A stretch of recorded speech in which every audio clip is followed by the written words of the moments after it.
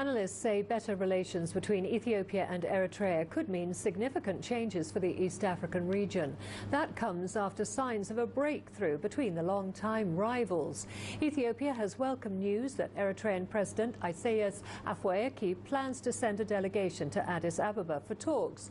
The two countries have had a long history of animosity over the demarcation of their shared border. CGTN's Tuli Shabalala has that story.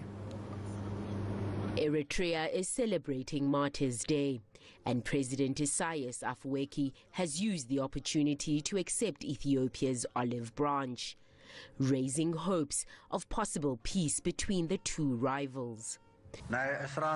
27 years is a long time. The losses incurred and time wasted are immeasurable, but enough is enough, and we are now at a turning point. The Eritrean leader is sending a delegation to Addis Ababa to chart out a mutually beneficial plan for the future. The people of both countries, their common interests and prosperity are sacrosanct, and we have sacrificed them for 2 generations. As such, they are a priority for which we will actively fight. This is no public relations stunt. Our delegation is visiting Addis Ababa to gauge the latest developments and to chart out a plan for future action.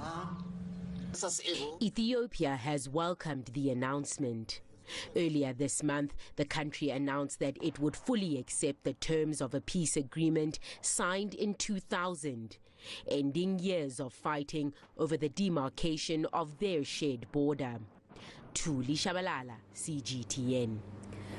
So, what would better relations between Ethiopia and Eritrea mean for the East African region?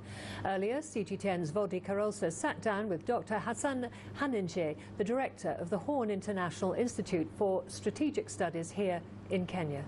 Dr. Haninje, I'm wondering if you could tell us how significant would lasting peace between Ethiopia and Eritrea be for the East African region? Lasting peace would perhaps one of the best things that's happened in the Horn of Africa, especially between Ethiopia and Eritrea. For many years, as you may understand, Eritrea has been isolated and has been suffering from economic sanctions from the region and from the rest of the world.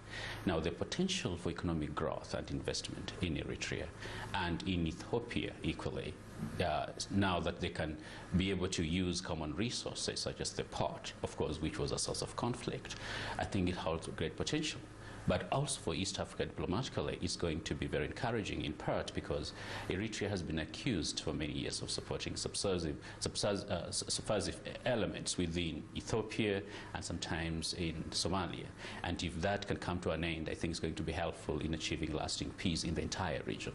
And how encouraged are you by the latest developments between the two countries? I would like to hail the current Prime Minister of Ethiopia for the efforts and outreach effort he's been making, not just to regional partners and arch rivals such as Eritrea, but also internationally. And it holds great promise for the permanent peace, not just between Ethiopia and Eritrea, but for the entire region. It's setting a very good pace and positive message. Just to mention the latest event where currently Sudanese are meeting actually in Addis Ababa to try and hammer out an agreement that can bring an end to the 5-year conflict between the parties in South Sudan. Do you think there's a real sense of commitment by the leaders of Ethiopia and Eritrea for lasting peace?